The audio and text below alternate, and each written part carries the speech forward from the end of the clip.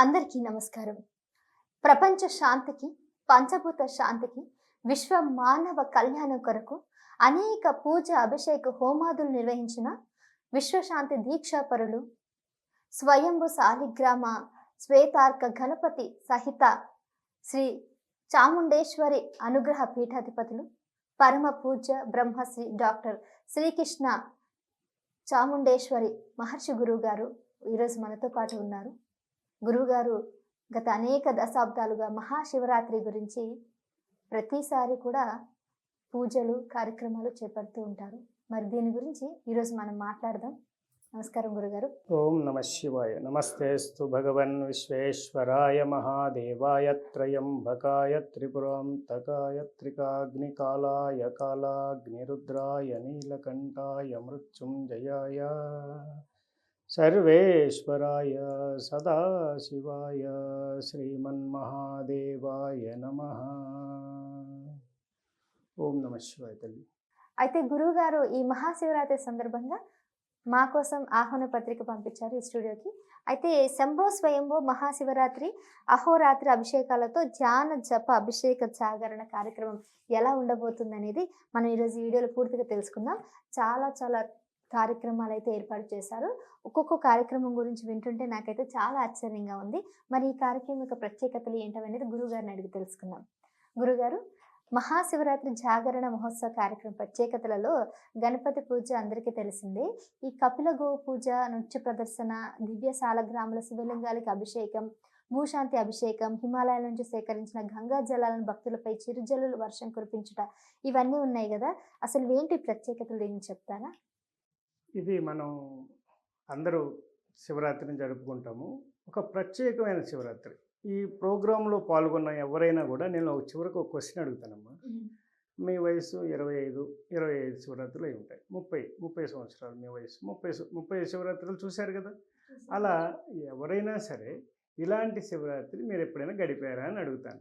ఒక్కళ్ళు కూడా మేము గడపలేదు, ఇదే మొదటిసారిది అంటారు. అవునా? అంత అద్భుతంగా జరగబోతుంది ఈ శివరాత్రి. వింటుంటేనే నాకు చాలా ఎక్సైట్మెంట్గా అనిపిస్తుంది.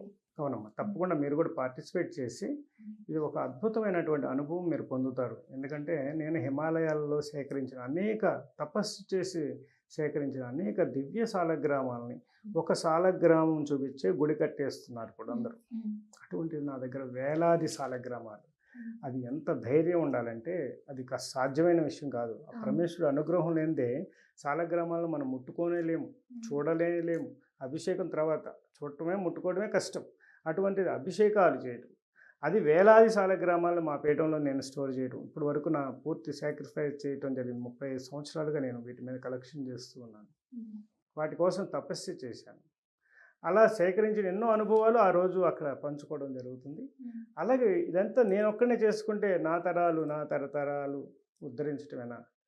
అందరూ ప్రజలందరూ కూడా ఎంతో ఇబ్బందులతో ఉన్నారు. ఈ కలి ప్రభావం ఇంకా మితిమీరిపోతుంది. దీనికోసం మనం ఏమైనా కొద్దిగా నా యొక్క సహాయ సహకారాలు ఏమైనా చేయగలిగితే అనుకుంటే లోక కళ్యాణార్థం ఈ సాలగ్రామాలకి అనేక కోట్లాది జపాలను చేసి ఈ సంవత్సరం నుంచి, ఇప్పుడు రేపు శివరాత్రి అయిపోయిన తర్వాత నెక్స్ట్ డే నుంచే మేము మళ్ళీ శివరాత్రి వరకు అఖండ నామ సంకీర్తన, ఓం నమ శివాయ పంచాక్షరి మా భక్తుల చేత అందరి చేత చేయిస్తూ ఉంటాం. వచ్చిన వాళ్ళందరూ, నన్ను కలవాల్సిన వాళ్ళు వచ్చిన వాళ్ళందరి చేత ఆ కోట్లాది జపం అంతా కూడా 4,32,00,000 కోట్ల జపం సుమారు అంచనా వేశాం మేము. ప్రపంచవ్యాప్తంగా మన శిష్య బృందం అంతా చేస్తున్న జపం కాదు. 432 కోట్ల జప తర్పణాలు ఆ రోజు మేము ఆ సంకల్పయుక్తంగా స్వామివారికి చేసినట్లుగా మేము దాన్ని సాలగ్రామాల సాక్షిగా ఆ యొక్క దివ్య అభిషేకాలు అనేది మన యొక్క తర్పణలు చేస్తాం అనమాట. ఇదంతా సాలగ్రామాలకు చేయటం. ఈ వేలాది సాలగ్రామాలన్నీ అక్కడ ఎగ్జిబిట్ అవుతాయి. అక్కడ వాటి మీద అభిషేకం చేయటం జరుగుతుంది. అలా మనం ఎన్ని రకాల అభిషేకాలు, దీంట్లో పంచభూతాలకు మొత్తం క్లెన్స్ చేసే విధంగా. ఇప్పుడు పంచభూతాలు, భూమి కంపిస్తుంది, ఎక్కడ పడితే అక్కడ భూకంపాలు వస్తున్నాయి, ఎంతోమంది అమాయకులు చనిపోతున్నారు, ఎన్నో ప్రాణులు చనిపోతున్నాయి, ఎన్నో సస్యశ్యామలమైన వృక్షాలు ఎన్నో సంవత్సరాల నుంచి వచ్చింది కూడా దీంట్లో అయిపోతుంది.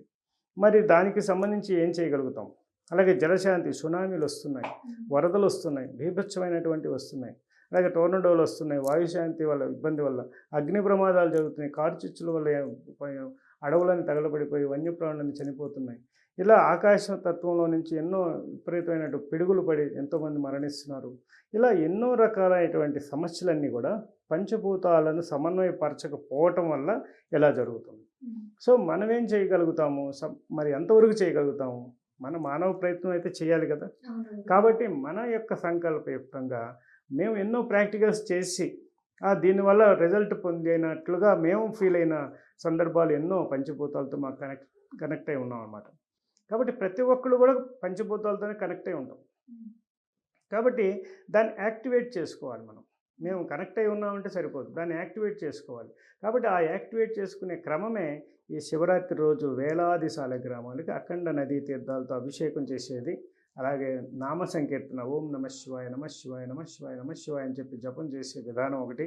అలాగే కొన్ని ముద్రల్లో కూర్చొని ఎలా జపం చేయాలి, అలాగే ఈ యొక్క లింగోద్భవ సమయం అభిషేకం అయిన తర్వాత శివపార్వతుల కళ్యాణం తిలకించడం, ఇలా నృత్య ప్రదర్శనలు ఎన్నో ఉన్నాయి.